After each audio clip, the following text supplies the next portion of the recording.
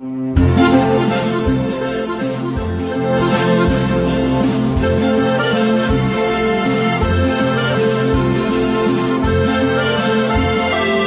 Cadena Ibérica tiene una cita con la historia con Pío Moa y Javier García Isaac. Cita con la historia. Presenta Javier García Isaac.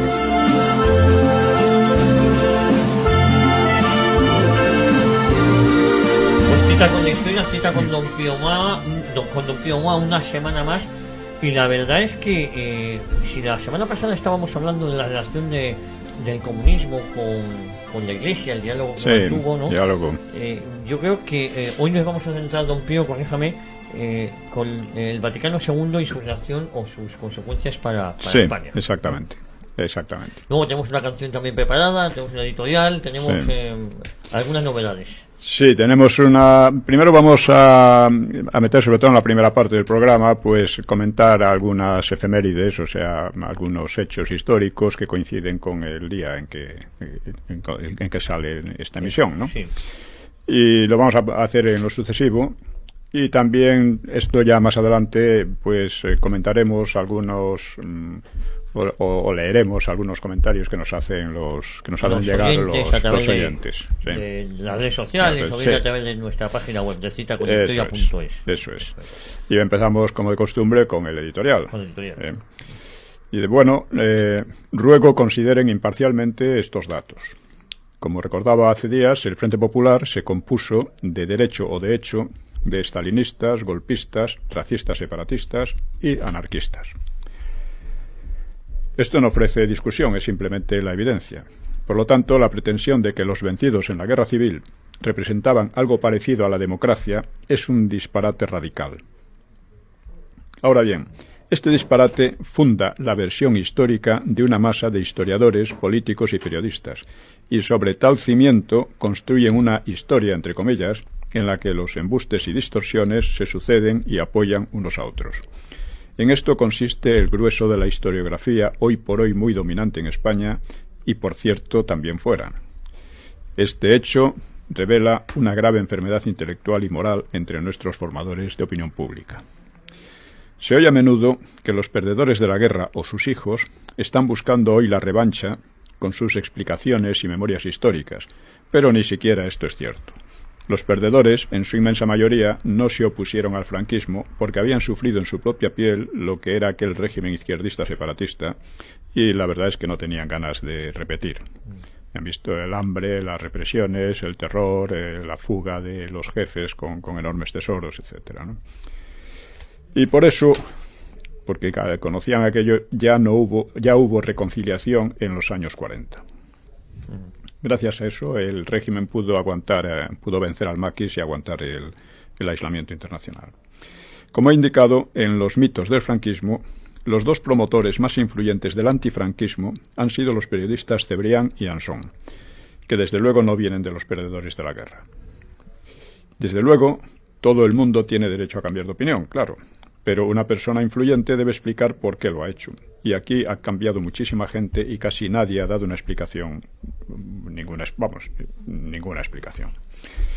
Y quizá porque tampoco hacía falta que la dieran, porque digamos que muchos que prosperaron o treparon, si se quiere decir así, en el franquismo, calcularon que a partir de la transición debían seguir prosperando como antifranquistas y que si era preciso mentir y engañar a millones de personas, pues se hacía.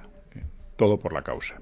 Ya Besteiro denunció el Himalaya de falsedades de los jefes perdedores en la guerra y ya en La democracia Julián María señaló la mentira profesionalizada y ampliamente subvencionada sobre la historia reciente y que anunció también que esta mentira cerraba el horizonte de España. Gregorio Marañón habló de la estupidez y canallería características de aquellas gentes.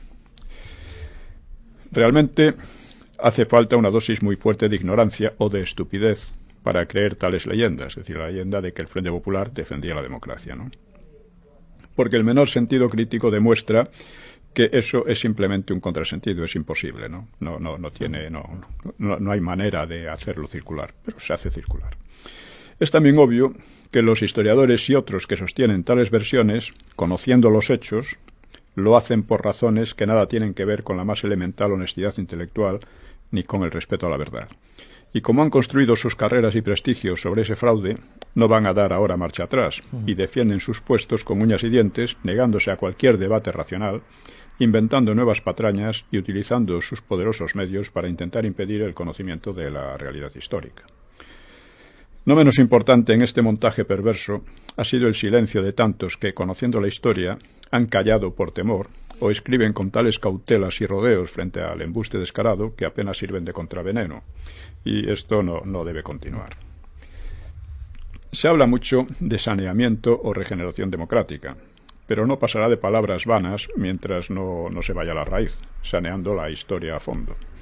Y este saneamiento debe empezar por reconocer que en los años 30 hubo unos hombres y unas fuerzas que lucharon contra la disgregación o balcanización de España, contra formas de revolución totalitaria y contra el exterminio de la cultura cristiana, y que después libraron a España de la guerra mundial y de otra guerra civil, y dejaron un país próspero y reconciliado, apto para una convivencia en libertad, es decir, para una democracia sin convulsiones.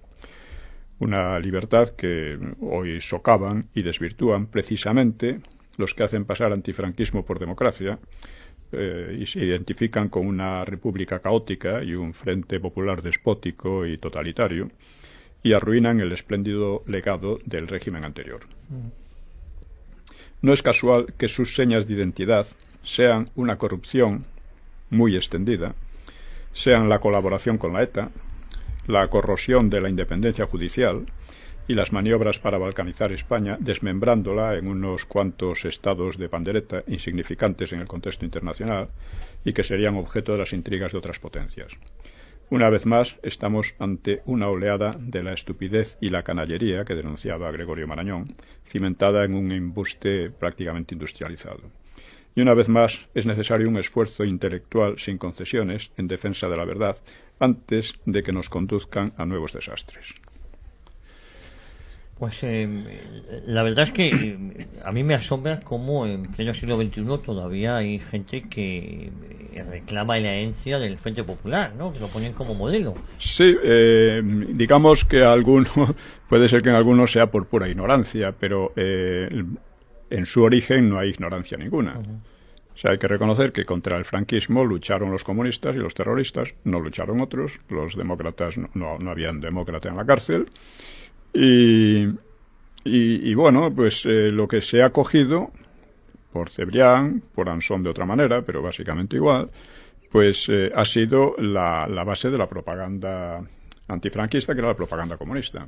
O sea, se ha cogido, se ha adoptado y se ha insistido desde todos los medios, pues por pasar por demócratas. Ser demócratas es ser antifranquistas, eso es absurdo. Usted comentaba que este año 2016 vamos a hacer una especial incidencia en reivindicar el legado del franquismo. Exactamente. Porque hay que acabar ya de una vez con esa farsa de que si no eres antifranquista no eres demócrata. No. La democracia viene del franquismo, indudablemente. El franquismo creó las condiciones para la democracia y la están arruinando precisamente con este antifranquismo completamente falto de razón y de sentido, ¿no? Bueno. Cuando se emite este programa estamos a 2 de mayo. 1 de mayo tenemos varias efemérides, no sé si tenemos tiempo. Sí. Uno de ellos será la sí, batalla de Cavite. Vamos a hablar brevemente de un par de efemérides, ¿no? Bueno, también quiero recordar el llamamiento a nuestros oyentes, porque en sus manos está el romper esta barrera que se trata de imponer sobre la realidad de nuestra historia, ¿no? Bueno, el 1 de mayo, claro, el 1 de mayo es la fiesta de los trabajadores, ¿no? El franquismo se convirtió en la fiesta de San José Obrero, creo. Bueno, en realidad esta fiesta viene de una huelga que hubo en Chicago en 1886, en la que se reivindicaba la jornada de 8 horas. Hay que tener en cuenta que entonces era legal la jornada de hasta 18 horas. Una cosa verdaderamente bárbara. En unas condiciones, en fin, podemos ver fotografías de finales del siglo XIX de obreros en USA, descalzos, muchos de ellos, prácticamente chiquillos, todavía hacia finales del siglo XIX. Es decir, que la lucha contra eso fue muy, muy importante. Claro, la consecuencia de aquellas jornadas es que las personas carecían de vida propia prácticamente, tenían que dedicarse todo el tiempo a trabajar en la fábrica o en la mina o donde fuera, ¿no? Bueno, el movimiento este fue un movimiento que pusieron en marcha los anarquistas y desembocó en ya el 4 o sea, el 1 hubo la gran huelga y el día 4 pues hubo una manifestación en la cual tiraron a la policía una bomba que mató a varios policías. La policía reaccionó y mató, según se dice, a 36 trabajadores. Verdaderamente la reivindicación estaba justificada, no cabe duda. Y además ha servido para que poco a poco se fuera imponiendo la jornada de 8 horas. Es una lástima que haya tenido que ocurrir así, de esta manera, violenta, pero la oposición cerril muchas veces de los empresarios en aquel momento pues no dejaba otra opción. Luego, otro tema interesante que coincide un 1 de mayo fue la batalla de Cavite. La batalla de Cavite fue la que enfrentó a la flota useña de Dewey con la flota española de Montojo, que es durante la guerra del 98. Bien, la flota de useña era más potente que la española, pero no tan superior, ¿no? Todo aquello que se ha dicho de que los barcos españoles eran barcos de madera es un cuento. No. Es un cuento. Dewey se benefició de la ayuda de Inglaterra, que teóricamente era neutral, pero que siempre estuvo ayudando a USA de muchas maneras, y partió de Hong Kong y llegó a Cavite, que estaba a la entrada de la bahía de Manila. Durante 2 horas hubo un intercambio de cañonazos. Los useños llevaron la mejor parte, pero no lograron hundir un solo buque español y en cambio recibieron un enérgico fuego de respuesta. Dewey estaba muy preocupado y con peligro de agotar sus municiones, por lo que dio orden o estuvo a punto de dar orden de retirada. Y entonces Montojo, dándose por vencido, abandonó la lucha y marchó a Manila, desmoralizando a los suyos. Quedaron a su suerte algunos barcos incendiados que terminaron por hacer estallar las municiones de la Santa Bárbara, y eso reanimó a Dewey, que hizo un segundo intento, ya prácticamente tirando al blanco contra los barcos españoles desorganizados y desmoralizados, ¿no? Hasta que lo destruyó. Y la imprevisión de Montojo llegó al extremo de rendir el arsenal intacto, proporcionando a los useños una base para ulteriores operaciones. Este es el relato que sigo a Agustín Rodríguez, uno de los mejores historiadores navales españoles, por cierto. Tiene un libro sobre las operaciones navales en el 98.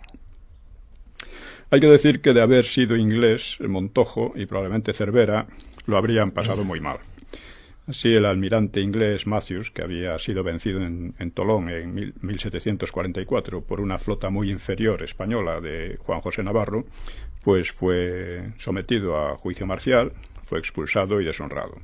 Y peor le había ocurrido al almirante Byng por fracasar ante los franceses en Menorca en 1756. Fue condenado a muerte y ejecutado. En España no pasó nada de eso. Montojo sí, fue sometido a juicio, pero al final fue absuelto. Es decir, es lo mismo que Cervera, ¿no? La verdad es que tanto Montojo como Cervera, sobre todo Cervera, era muy derrotista. Y en gran parte la culpa la tuvieron los políticos, porque si un señor, un almirante, dice de antemano que va a la derrota, pues hay que quitarlo. Hay que quitarlo. Porque tenía menos, sí, la Armada Española no era tan inferior a la useña, y muchos especialistas en Europa consideraban que podían haber salido, pensaban que iban a ganar los españoles, que iban a ganar los españoles. Sí. Hubo miedo escénico.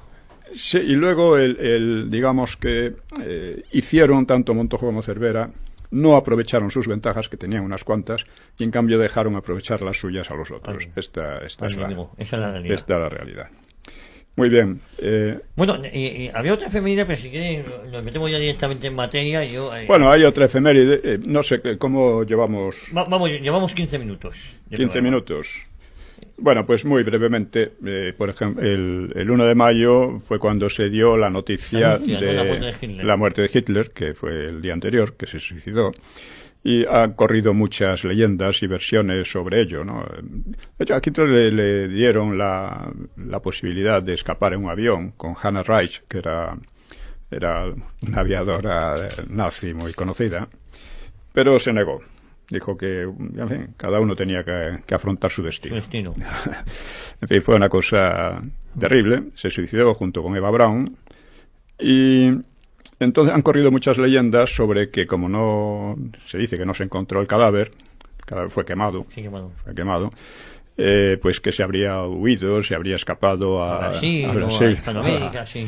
Sí, eso es completo. Se sabe ya con los archivos soviéticos que realmente los soviéticos encontraron los cadáveres, los volvieron a quemar y los hicieron desaparecer posteriormente. O sea que, pero eso se sabe ya de manera. Estuvieron enterrados en sitio secreto durante un tiempo y ya muy posteriormente decidieron desenterrarlos cuando la reunificación alemana, me parece que fue. Sí, y efectivamente con la prueba de ADN se dijo que. Sí, no, los hicieron desaparecer porque ellos sabían que eran eso, ellos no tenían la menor duda. Pero es verdad que se contaba la leyenda que les habían dado la opción de huir. Pero... Sí, le habían dado la opción de huir, en una situación muy extrema, ¿no? Que probablemente tampoco habría resultado, ¿no?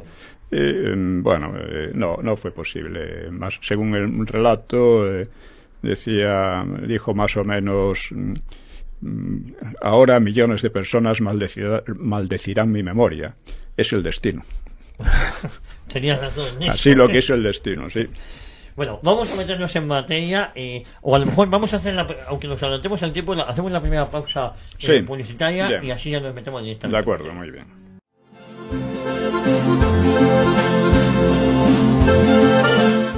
Pues hemos vuelto, estamos en Cita con la Historia, Cita con Don Pío Moa, y ahora sí que nos vamos a meter directamente en el tema que hoy nos ocupa, que es el Vaticano II y España. Sí. En relación con España. Sí. Lo que supuso para España. Lo que supuso para España, para el régimen y para España mismo, ¿no? ¿Qué es lo que supuso? Hemos hablado en varias ocasiones sobre lo que se dirimió en el Concilio Vaticano II y cómo afectó a España, ¿no? Sí, bueno, en la anterior sesión ya vimos cómo la Iglesia llegó a un diálogo con los marxistas, del cual la Iglesia sacó grandes retrocesos y una enorme confusión, hasta que Juan Pablo II cambió de política. Bueno, pues bien, las consecuencias para España no fueron menores, desde luego. Desde su misma inauguración, el concilio fue para el régimen una noticia muy mala. El gobierno pues vio que aquello no le iba a beneficiar en nada. Uno de los puntos básicos de legitimación del franquismo era precisamente su lucha contra el comunismo. Y de pronto se instalaba en círculos eclesiásticos la comprensión hacia el marxismo y la condena implícita o explícita a Franco, ¿no? Ya no se trataba de pequeños grupos más o menos clandestinos de curas disconformes, que esto los había habido siempre, ¿no? Sobre todo en Vascongadas, sí, también en Cataluña, sino que se trataba de que parte de la misma jerarquía, impulsada por Pablo VI y por su nuncio D'Addario, desde 1967, pues seguían esa política. La cúpula de la Iglesia se renovó entonces en buena medida y el trato entre ella y el régimen español fue cada vez más frío, por no decir hostil, ¿no? La Iglesia llamada progresista, que era hostil a Franco, solía agitar la bandera de los derechos humanos, lo cual contrastaba con su creciente apertura hacia partidos tan dudosamente democráticos como los comunistas o los terroristas de izquierda, así como los separatistas. Todos estos recibían de ese sector eclesiástico justificaciones ideológicas, recibían amparo en sus locales, facilidades para organizarse y también un amparo inapreciable frente a la policía, que no podía entrar así por las buenas en los locales eclesiásticos, ¿no? Bastantes católicos y amplios núcleos de sacerdotes, etcétera, en especial los jesuitas, entre los jesuitas, no todos los jesuitas, pero entre ellos, pero también otras bastantes órdenes más, como los capuchinos, etcétera, pues empezaron a marchar hombro con sus antiguos enemigos y contra un régimen que, se considere como se quiera, había salvado literal y físicamente a la Iglesia de ser aniquilada por los extraños aliados de última hora. De momento se volvían aliados prácticos, ¿no? Es curioso, porque incluso la misma Iglesia, el mismo Vaticano, dio la categoría de cruzada. No sé si en algo... Sí, bueno, sí. Y aquí los obispos también. El Vaticano no tanto, pero los obispos sí se consideran una cruzada. Una cruzada. Claro. Y bueno, en noviembre de 1963, por ejemplo, vamos a ver algunos hechos concretos, ¿no? Porque esto es un tema muy interesante y que está poco y mal estudiado, ¿no? Pues en noviembre del 63, por ejemplo, meses después de la ejecución de Julián Grimau, Julián Grimau era un dirigente comunista que había dirigido checas en Barcelona, pues el abad de Montserrat, Escarré, el famoso abad Escarré, que antaño había sido muy admirador de Franco, lanzó un ataque frontal al gobierno español desde el diario francés Le Monde. Le Monde es un periódico muy ligado al gobierno francés, de siempre, a la política exterior francesa.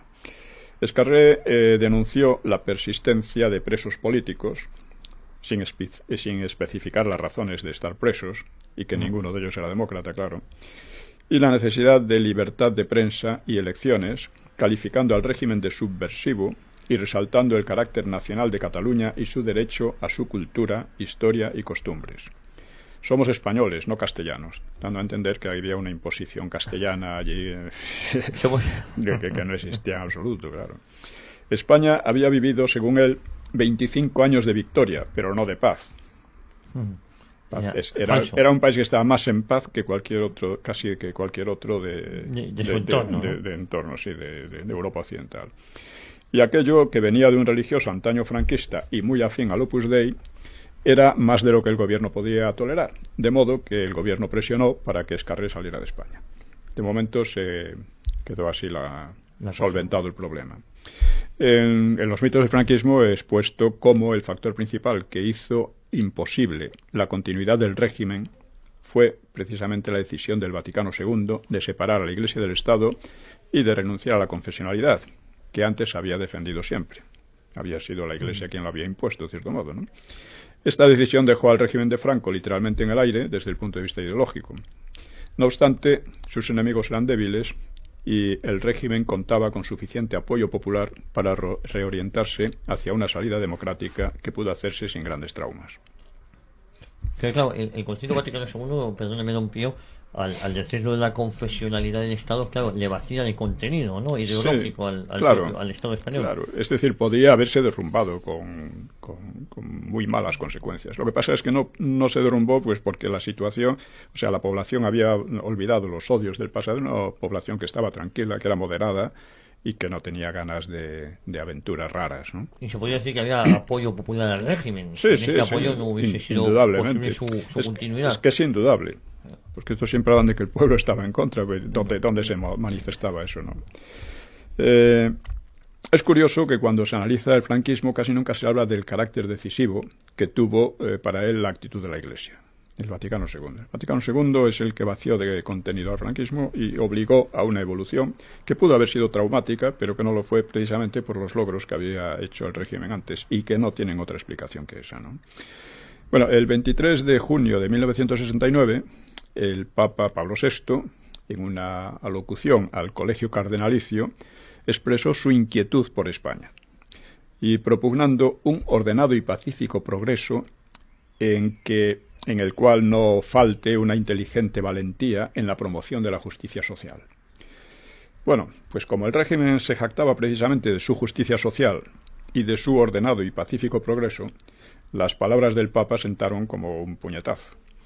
El ministro Laureano López Rodó comentó a Franco: esto nos hace ver que en los ambientes vaticanos se considera al régimen en sus postrimerías. Pienso que lo mejor sería designar sucesor al príncipe don Juan Carlos, de 31 años, que va a garantizar la continuidad, va a darnos otros 30 años de paz y que cuenta, si es preciso, con el respaldo de las Fuerzas Armadas. La designación del sucesor aseguraría una perfecta soldadura del presente con el futuro. Eso lo dijo López Rodó. López Rodó. Estaban de acuerdo Carrero Blanco y, en fin, la mayoría, no todos. Había un sector, sobre todo falangista, que estaba en contra. Bueno, esto lo recoge en el libro La transición de Cristal y no puede ser más significativo. Bueno, la postura de Pablo VI venía de atrás y era una muestra más de la desafección de la Iglesia hacia el régimen. Casi lo que peor que podía pasar al franquismo, porque, como he dicho, este se definía católico y su justificación ideológica provenía en gran parte de la doctrina y las encíclicas sociales de los papas y de su anticomunismo. Hasta antes, Pío XII había apoyado a Franco frente al boicot internacional y la jerarquía eclesiástica española lo había respaldado siempre. En fin, la Iglesia había sido un pilar esencial del franquismo y ahora ese pilar estaba siendo corroído sin tregua, amenazando la estabilidad del edificio entero. La postura de Pablo VI y de un número creciente de eclesiásticos desconcertaba al gobierno. El gobierno se sentía tratado con injusticia y no encontraba la réplica adecuada. Pues el franquismo, que había salvado a la Iglesia de modo físico e inmediato, en contra del Frente Popular, que hizo perecer a más de 7.000 clérigos, a menudo con suplicios atroces, y trató de borrar a España hasta el recuerdo de la herencia cristiana. Además, la Iglesia había recibido privilegios extraordinarios. O sea, a instancias del Vaticano se había impuesto la confesionalidad del Estado, el matrimonio indisoluble y otras medidas.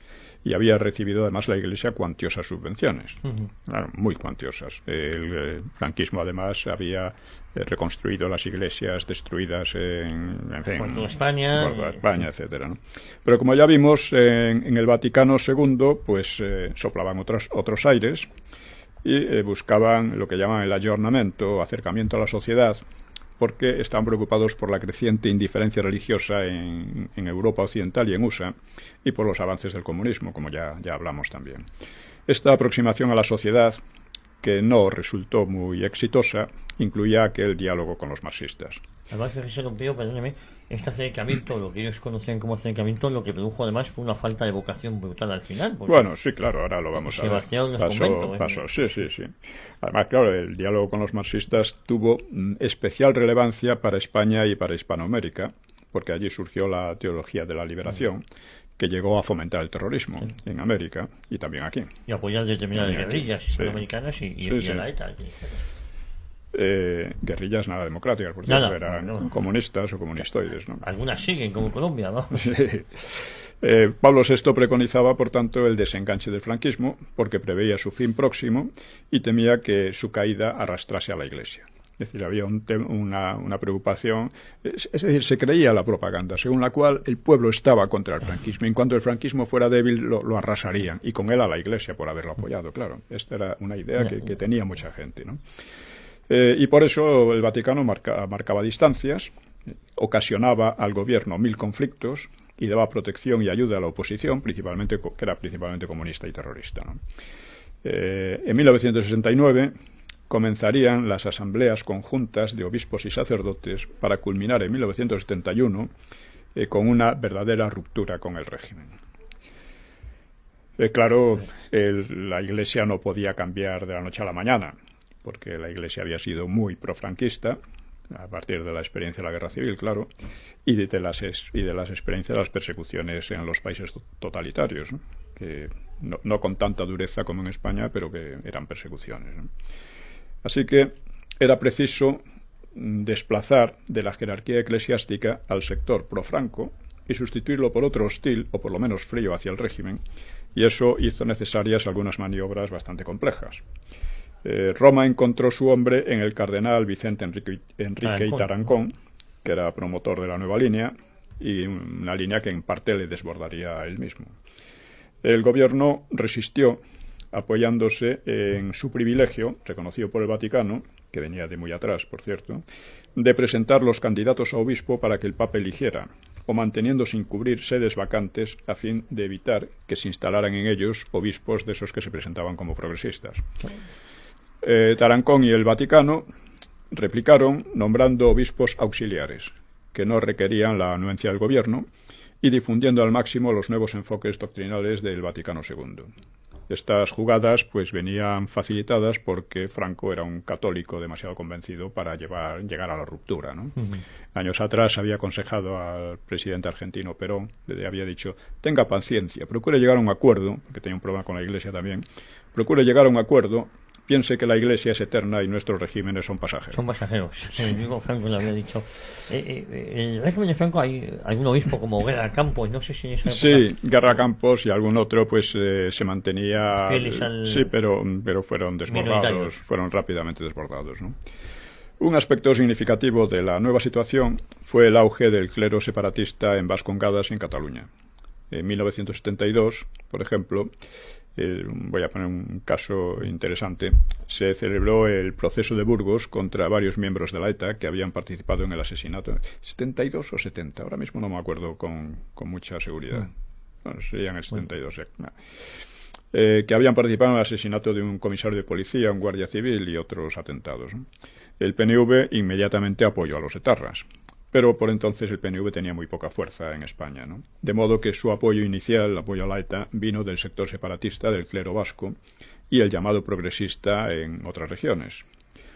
Entre los acusados había 2 clérigos, además, y poco antes del juicio, los obispos de Bilbao y San Sebastián, Cirarda y Argaya, se llamaban, con respaldo de gran parte de la jerarquía eclesiástica del resto de España, difundieron una pastoral condenando en el mismo plano las violencias estructurales, las subversivas y las represivas. O sea, técnicamente, aquello significaba que frente al terrorismo no debía ejercerse ninguna violencia institucional. No, Claro. había que permitirlo casi. Claro, porque era lo mismo, era hacer lo mismo, según él. Ello daba respaldo moral a los etarras, porque igualaba sus violencias con la represión legal, y las justificaba implícitamente como reacción a la violencia estructural. Por cierto, todos los regímenes se basan en una violencia estructural. Si no hay policía o ejército, igual, no hay manera de hacer cumplir las leyes, ¿no?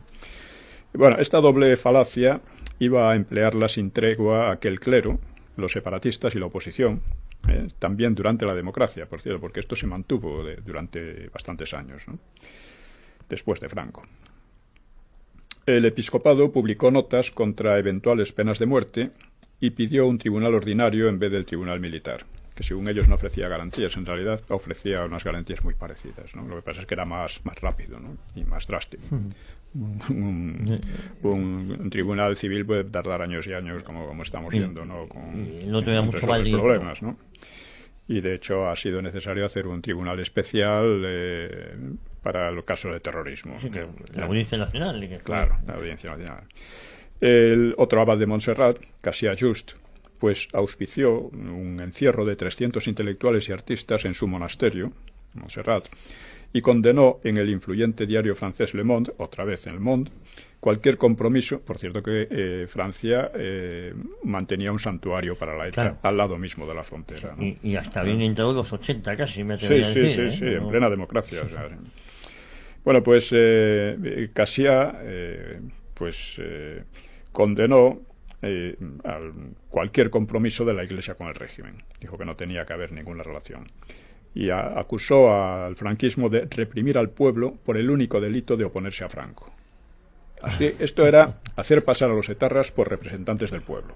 Que no eran decir que no eran perseguidos por asesinar, sino por oponerse a Franco. Esa es la gran mentira. Claro, bastaba oponerse a Franco de cualquier manera, por lo visto, para ser castigado, como dice.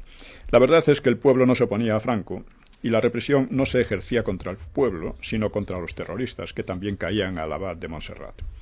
A pesar de ello, y de la enorme campaña en favor de la ETA llevada a cabo dentro y fuera de España, las protestas populares fueron mínimas. El mismo Papa y otras personalidades extranjeras presionaron al gobierno para que no se cumplieran las sentencias de muerte y finalmente fueron conmutadas todas. Pero el acto más significativo por entonces fue al año siguiente la Asamblea Conjunta. Hay que decir que la pena de muerte estaba en vigor en muchos sitios, o sea que no era una excepción España, ni mucho menos, ¿no? Digo que el acto más significativo pues fue la Asamblea Conjunta de Obispos y Sacerdotes en Madrid en septiembre de 1971. Sí, fue en el... Sí, en el 70 fue el tema de la... Sí, tuvo que ser en el 70. Sí. En fin, siento no recordarlo ahora con gran precisión, pero vamos, no tiene mayor importancia. Nosotros nos apoyamos poco en... Se puede ver en Internet enseguida, ¿no? El juicio de Burgos. La Asamblea exigió abolir el concordato, la Asamblea de Obispos y Sacerdotes, abolir el concordato de 1953, que era el que facultaba al gobierno para influir en el nombramiento de obispos, y pidió acabar con la presencia de obispos en cargos políticos, estaban en las Cortes, algunos, y aspiraban, decían, a la reconciliación de todos los españoles, algo que es imposible, porque siempre habrá descontentos en cualquier régimen, y porque la inmensa mayoría estaba reconciliada de tiempo atrás, como demostraba la calma social y el escaso apoyo popular que habían recibido los etarras. Y la Asamblea añadía, que era el más significativo y más grave, ¿no? Dice: queremos una convivencia cívica en la que no se mantengan el odio, la discordia y el enfrentamiento. No precisaba que las actitudes más cargadas de odio y de enfrentamiento correspondían sin duda alguna a los marxistas y terroristas, a quienes muchos de los eclesiásticos daban cobertura moral y material. Bueno, el caso es que la crítica de la Asamblea esto ya lo hemos comentado alguna vez, pero conviene que los oyentes lo recuerden porque es muy significativo. Pues llegaban hasta la guerra civil. Una moción votada por la mayoría, aunque no se hizo oficial, decía así: pedimos perdón porque nosotros no supimos a su tiempo ser verdaderos ministros de reconciliación en el seno de nuestro pueblo, dividido por una guerra entre hermanos. O sea, unas frases así al gobierno le parecían una inaudita aberración o una hipocresía, porque ponían en el mismo plano a los perseguidores ensañados de la Iglesia y a sus salvadores. Y como pedir perdón a los salvadores no tiene el menor sentido, estaba claro que la petición se dirigía a los verdugos. Ellos, claro, ¿a quién le pedían perdón? Ello suponía además una injuria y una calumnia realmente asombrosas para los miles de víctimas presentadas como culpables de no haberse reconciliado lo bastante. Muchos habían muerto perdonando a sus torturadores, pero ahora eran ellos quienes debían pedir perdón a través de los nuevos sacerdotes y obispos. O sea, son de estas cosas extrañas que uno no llega a calibrar realmente. Efectivamente. Bueno, un informe del gobierno señalaba: obispos hay que distribuyen entre sus sacerdotes alocuciones en las que la violencia represiva, por así decirlo, es situada al mismo nivel que la represiva. Que la subversiva. La subversiva. Uno u otro obispo que, al amparo de su dignidad y de una situación concordataria, protegen acciones de sacerdotes evidentemente contrarias a la ley civil. Citaba el pago con cargo a Cáritas de la multa impuesta a un sacerdote por sus homilías y mencionaba manifestaciones de clérigos, como la famosa capuchinada de Barcelona, incitación, apoyo y hasta participación de sacerdotes en huelgas, cobijos en templos a personas o grupos que actúan al margen de la ley, predicación con sesgo político ajeno al Evangelio, profusión de publicaciones de cariz contestatario, intervenciones políticas de obispos, abuso del privilegio del fuero, renuncia a una concordia y colaboración positiva en actos en que interviene la autoridad civil, etc. La verdad es que esto ya no es lectura, la verdad es que muchas iglesias sirvieron por entonces de centros de agitación, y no solo por las homilías, sino porque en ellas se reunían gentes de comisiones obreras, huelguistas, etc., ¿no? Y puesto que la única oposición real al franquismo, insistimos, era la comunista y terrorista, muchos sacerdotes desempeñaron un importante papel protegiéndolos y promocionándolos. Y también a los separatistas, que eran por entonces poco importantes. La corriente llamada progresista alcanzó un éxito crucial con el nombramiento de Tarancón como presidente de la Conferencia Episcopal en febrero de 1972. Bueno, la Asamblea de Madrid afirmaba que la Iglesia debía renovarse o decaer. Y es verdad, desde principios de los años 60 se producía un grave declive eclesiástico, acentuado desde el Vaticano II, ¿no? Las organizaciones laicas de acción católica habían bajado desde casi 1 millón de adherentes a solo 100.000. O sea, 10 veces menos. ¿No? Y los seminaristas habían bajado de 8.000 a 1.800. En medios clericales pues cundían las dudas y las crisis de conciencia, y crecía cada año el número de los que colgaban los hábitos. Algunos se metían a curas obreros, sindicalistas y radicales, o buscaban otras formas de apostolado con muy escaso efecto. Es decir, la gente, los obreros y tal, no les seguían. Eran ellos los que se hacían comunistas, no los comunistas. No los comunistas católicos. Que hacían católicos, ¿no? Es difícil saber si esa situación obedecía al carácter de la nueva sociedad, cada vez más rica, o sea que ese desinterés por lo religioso, o a la misma corriente clerical progresista, pero esta en cualquier caso no resolvía la crisis, sino que la agravaba. Sí. Otro suceso revelador fue el incidente con el obispo Añoveros de Bilbao. Solo 3 meses después del de su nombramiento. De en 5 minutos nos vamos a publicidad, don Pío, si le parece. Sí, bueno, bien. pues, si quiere lo dejamos aquí mejor. Bien. Y vamos a hablar del caso Añoveros luego. Sí. Sí. Nos vamos a publicidad, no somos nadie, continuamos aquí. Cita con la historia, cita con don Pío. Ya estamos de vuelta, cita con la historia, cita con don Pío Moa. Y don Pío, nos habíamos quedado en el caso Añoveros, sí. el obispo Añoveros. El obispo Añoveros, bueno, solo 3 meses después del asesinato de Carrero, que esto es importante, ya gobernaba Arias Navarro, pues Añoveros difundió una pastoral en la que aproximaba la doctrina cristiana al separatismo vasco y pasaba por alto las complicidades de bastantes de sus sacerdotes con los terroristas. El gobierno pudo haber hecho caso omiso del documento, que fue muy difundido en Vizcaya por los potentes medios eclesiásticos. Pero el hecho ocurría, como dije, solo 3 meses después del asesinato de Carrero. Y 2 semanas después de un discurso aperturista de Arias. Así que tenía todas las trazas de ser una verdadera provocación, con justificación implícita para la ETA. Perdóneme, don Pío, este discurso es el espíritu del 12 de febrero, sí. parece el de Arias Navarro, ¿verdad? Sí, estamos en el 74 ya, sí. Efectivamente. Sí. Bien, entonces, pues para el gobierno era una verdadera provocación, como digo, ¿no? Y por tanto, el gobierno trató de que Añoveros fuera expulsado de España. Añoveros se negó a marchar y Tarancón y los obispos progresistas le respaldaron, con amenazas de excomulgar al gobierno, nada menos. Al final, Añoveros tuvo que tomarse unas vacaciones, pero el incidente fue una derrota política y un serio desgaste para el gobierno. Otro gran beneficiario de la nueva política vaticana en España fue el Partido Comunista de Santiago Carrillo, en cuyo haber también figuran muchos clérigos asesinados. Las relaciones llegaron a ser tan buenas que Carrillo hablaba de construir el socialismo con la cruz en una mano y la hoz y el martillo en la otra. Bien, en verano vamos a poner otro incidente perfectamente significativo. En verano de 1975, la ETA y el FRAP intentaron una escalada de atentados y a resulta de ellos la policía desmanteló al FRAP y desarticuló a la mayor parte de la ETA.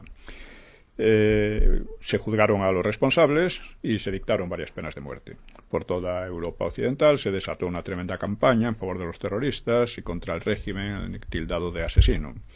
Tarancón y Pablo VI y el nuncio Daddario presionaron a favor de los acusados y al lado, o sea, junto con numerosos intelectuales y políticos de izquierda que eran, por cierto, muy anticatólicos.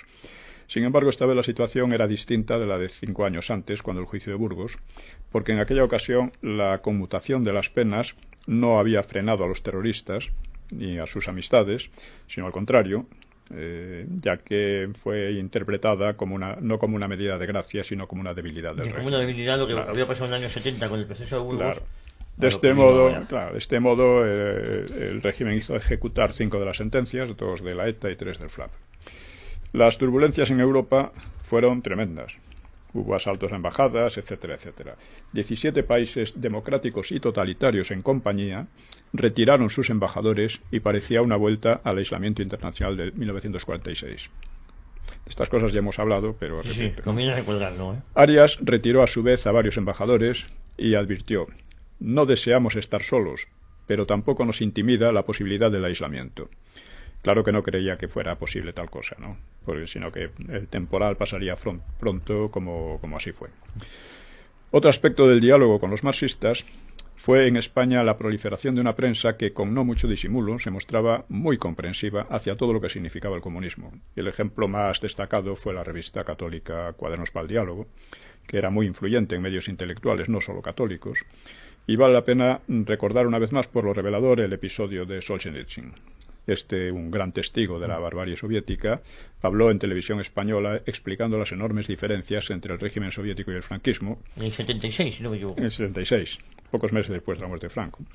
Y eso provocó una irritación extrema en los medios de oposición, incluyendo los que se apuntaban a lo que suponía más conveniente para ellos, como Cela o Jiménez de Parga.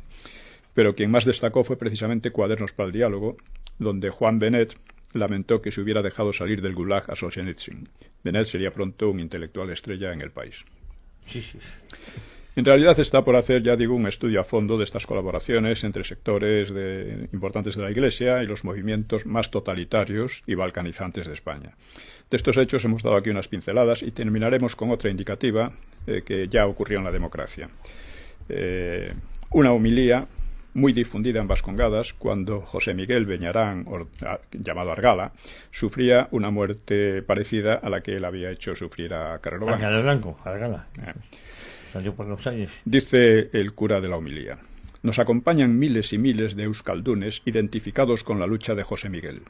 Este espacio está frío y vacío solo aparentemente. Está lleno de luchadores por una Euskal Herria independiente, reunificada, socialista y euskaldún. Yo estoy convencido de que Dios ha recibido perfectamente a José Miguel y le ha aceptado sin ninguna reserva. Para mí es un consuelo saber que José Miguel ha hecho de forma privilegiada historia de Euskadi y ha influido decisivamente en la historia de nuestro pueblo. Él ya es un capítulo de la historia vasca. Su paso por esta vida no ha sido vacío, inútil.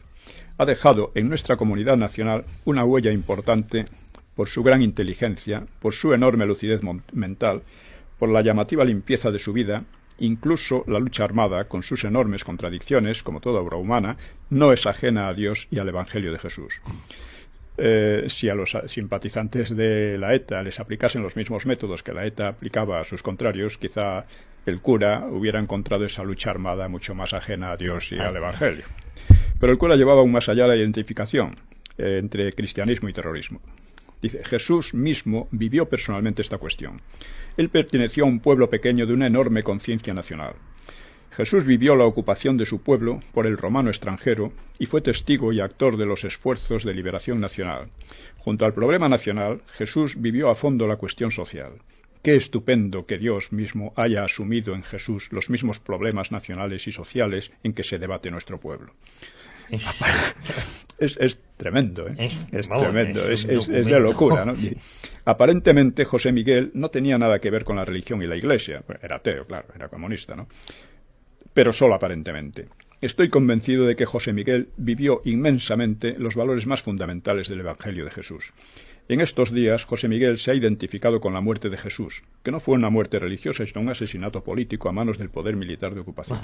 Madre mía. Esto era el cura que decía la humildad de José Miguel Argala. Esta humildad no fue un caso aislado, sino un modelo de otras repetidas cientos de veces en honor de los asesinos, incluso cuando, como ocurría bastantes veces, hubieran muerto por torpeza al manipular bombas destinadas a cometer alguna masacre. Eran héroes, ¿no? Recuerdo que El País hizo de Argala un obituario muy elogioso. Creo que lo presentaba algo así como un poeta o cosa por el estilo. Bien, en fin, terminaré como resumen con un artículo que escribí en octubre de 2012 a raíz de un artículo en el suplemento religioso llamado Alfa y Omega, que se titulaba "De la insuperable contribución de la Iglesia a la transición impulsora de la democracia". Supongo que sería un sacerdote. Comienza el texto. Pocos mitos modernos han calado tan rápidamente en la opinión pública como el de que la Iglesia fue aliada y cómplice del régimen de Franco y que no vio con buenos ojos la llegada de la democracia. Sin embargo, la transición democrática fue preparada desde dentro, desde hacía muchos años, gracias a la labor discreta pero eficaz de los obispos españoles y de la Santa Sede. Esto es lo que dice, y le comento. Dice: uno tiene la impresión de que el autor desinforma a sus lectores, quizá porque él mismo esté mal informado. El régimen de Franco salvó directamente a la Iglesia del exterminio. Y sí, la Iglesia fue un puntal del régimen durante la mayor parte de la vida de esta, cómplice, en palabras del periodista. Aunque Roma tardó en pronunciarse sobre la guerra civil, la mayor parte del clero y muchos obispos vieron desde el principio con toda claridad lo que ocurría y definieron la guerra como una cruzada en defensa de la Iglesia perseguida con saña increíble. ¿Ignora esto el articulista? No lo ignora, pero lo suaviza así. No es de extrañar que la Iglesia viera la llegada de las tropas nacionales como una liberación. Y tanto. Pero luego nos cuenta: los obispos percibieron en el nuevo Estado una tendencia al totalitarismo que entonces estaba triunfando en Alemania e Italia. Se puede decir que la Iglesia fue la primera voz crítica con el nuevo régimen político. Dije, de veras, hubo algún roce por parte del ultra Segura, el alcalde Segura, pero la jerarquía eclesiástica, por abrumadora mayoría, fue cómplice, por decirlo así, de sus salvadores. Pues la Iglesia no solo fue librada del exterminio por los franquistas, sino que recibió a continuación privilegios y prebendas que muchos consideraron excesivos, introduciendo incluso normas que hoy nos parecen ridículas y entonces lo parecían también, por ejemplo en las playas y piscinas, o la prohibición del divorcio salvo previa apostasía del catolicismo, etc. De hecho, la Iglesia se conformó como uno de los pilares del régimen, incluso el más sólido. Y después de la Guerra Mundial fue defendido el régimen por el Vaticano, negando que fuera un régimen fascista y afirmando que era simplemente católico. Por supuesto hubo fricciones, pero no con el régimen, sino con algún sector de él, la Falange. En esas fricciones fue la Iglesia y no la Falange quien se salió con la suya, gracias al gobierno. La actitud episcopal solo cambió después del Vaticano II, y por presión y maniobras desde Roma, cada vez más cerrada al diálogo con el franquismo y más abierto al diálogo con el marxismo, una experiencia de la que iba a salir bien escaldada la propia Iglesia. En España la Iglesia, no toda ella, pero sí el sector dominante, o al menos el más activo, protegió a comunistas, terroristas y separatistas, convirtió muchas iglesias en tribunas políticas y refugio de los mismos que habían querido exterminarla. No puede decirse que fuera ni una gran contribución a la democracia, ni un pago adecuado a lo mucho, lo muchísimo que la Iglesia debía precisamente al régimen de Franco. Los motivos de esta extraña política, pues era pura y simple política muy alejada de la predicación religiosa, los he expuesto en La transición de cristal, que me permito recomendar al mal informado articulista. Y los frutos están bien a la vista. Una interminable crisis de la Iglesia, vaciamiento de seminarios, decadencia de las órdenes religiosas y un confusionismo que solo corrigió a medias Juan Pablo II. Y también cosechó la Iglesia el conocido agradecimiento de sus beneficiarios, comunistas y terroristas y separatistas, que no dejan de acusarla y de atacarla, ¿no? En fin, parece que el autor quiere seguir por esa senda, lo que solo significa en la práctica hacer política poco democrática y falsear la historia. Algo difícil porque la izquierda no dejará de mostrar al público aquella complicidad y despreciar por oportunista y poco digna la protección que recibió en su tiempo de la jerarquía eclesiástica, no toda, insisto. Suponiendo, repito, que el articulista escribe así por desconocimiento de los hechos, me permitiré recomendarle nuevamente La transición de cristal y también Una historia chocante, o los trabajos mucho más pormenorizados de Ricardo de la Cierva sobre estas derivas no tan democráticas como él cree o quiere hacer creer. Pues claro, muy bien, porque yo creo que esta puntualización era necesaria. Porque, sí, es que las cosas, mira, desde el punto de vista del interés de la Iglesia es evidente que no han acertado. Desde el punto de vista del régimen, tampoco. Desde el punto de vista de la democracia, tampoco. Porque apoyar a la comunidad es evidente que no. Es un contrasentido, ¿no? Es a lo que volvemos a es como presentar el Frente Popular como demócrata y liberal o algo por el estilo. No tiene pies ni cabeza. Nada más, pero sobre eso se ha basado una inmensa falsedad, que es peligrosa, ¿no? Pero es curioso porque solo con la humildad y la muestra de Alcalá da un aire. Y claro, esto ha sucedido hasta hace bien poco, hasta hace 15 20 años. No, y sigue sucediendo. Y sigue sucediendo cuando estás en una manera u otra, claro. A lo mejor no tan evidente o no es tan llamativo, pero lo hemos tenido con Setién, lo hemos tenido con otros obispos que han continuado a la senda de Añoveros, por decirlo de alguna manera, ¿no? Sí. Pues don Pío, toca escuchar música, Ojos Verdes. Sí. Y si le parece, escuchamos la canción y la comentamos. Hacemos un breve comentario.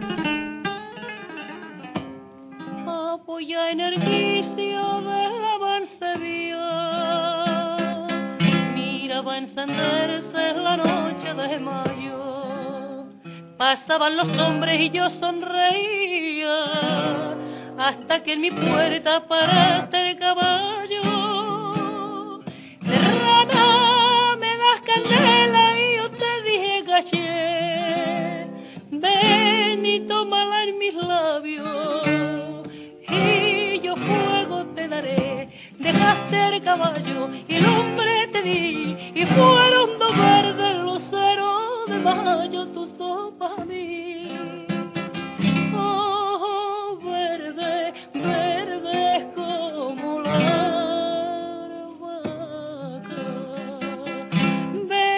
como el trigo verde y el verde limón.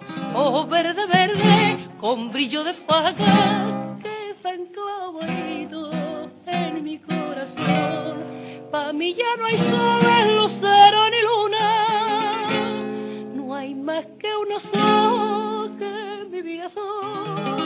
Oh, verde, verde como la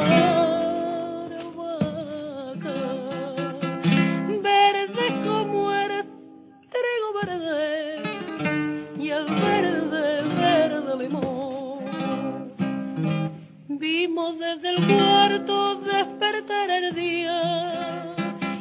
sonar el alba en la torre la vela. Dejaste mi brazo cuando amanecía y en mi boca un gusto de menta y canela. Cerrada para un vestido yo te quiero regalar y no te dije estás cumplido, no me tienes que dar nada. Subiste al caballo, te fuiste de mí y nunca otra noche más bella de mayo he puesto a vivir. Oh, oh, verde, verde como la vaca, verde como el trigo verde y el verde, verde limón. Oh, verde, verde con brillo de faca que está enclavadito en mi corazón. Pa' mí ya no hay soles, lucero ni luna, no hay más que unos ojos que vivía sol. Oh, verde, verde como la vaca, verde como el trigo verde y el verde, verde limón. Pues ya estamos de vuelta, muy bonita canción. Ojos verdes. ¿Qué nos dice esta canción? Es una canción muy erótica, como se observa enseguida. La versión es de Concha Piquer de 1940 y los autores son los famosísimos León, Quiroga y Quintero, que compusieron hasta 5.000 canciones, se dice, ¿no? En cierto modo fue una época dorada de la canción española, ¿no? Luego se perdió un poco por imitación de la música inglesa, etcétera, ¿no? Que no llegó a la calidad de la inglesa, pero empeoró la de la española. Pero Concha Piquer era toda una estrella ya en esta Concha época. Piquer era toda una estrella. Bien, es curioso porque hace unos años, estando en Cracovia, la guía, que era polaca, pero que tenía un amigo español, le contaba, bueno, la represión que había en los años 40, bueno, en el franquismo en general. Y, por ejemplo, dice, apoyan el quicio de la mancebía. No, la convirtieron, apoyaban el quicio de la casa mía, porque no podía. Pues aquí vemos en 1940 Concha Piquer que dice, apoyaban el quicio de la mancebía. Entonces, en fin, es una historia de una prostituta, claro, y que, bueno, parece que esto de las prostitutas ha dado mucho folclore en España y en Francia. En Francia mucho más todavía. Hay montones de canciones. Mira, la célebre esta Milord de quién es esta. Mira que no me acuerdo el nombre y es famosa, ¿eh? A mí no me pregunte nombre, sé quién me dice perfectamente, ¿eh? Edith Piaf. Es lo mismo y otras muchas, ¿no? Sí. En fin, lo dejamos aquí. Bueno. Pues, pero es para que vean el tipo de canciones que ya se daban en los 40. Que no, bueno, había muchas canciones, pero muy verdes. Otra muy imaginativa. Fumando espero, era de lo más imaginativo también. Al hombre que más quiero. Esa de Sara Montiel, la popularizó años después. Pues yo pido, ha sido un placer como siempre, como cada semana, tenerla aquí en Cadena Ibérica, ¿eh? Pues seguimos en la brecha. Bueno, seguimos en la brecha y prometemos volver, Dios mediante, la próxima semana. Evidentemente. Muchísimas gracias, don Pío. Muchas gracias. Y a todos ustedes, muchísimas gracias por su fidelidad. Como siempre, saben que nos pueden seguir a través de, por supuesto, en Cita como en la Historia, que todos los domingos a las 4 de la tarde repetimos el programa los miércoles a las 10 de la noche. Nuestro canal de YouTube, citaconlahistoria.es, iVoox, Facebook, las redes sociales. Les invitamos a que sigan este programa y a que hagan proselitismo del mismo, les prometemos volver, Dios mediante, la próxima semana, en Cita con la Historia.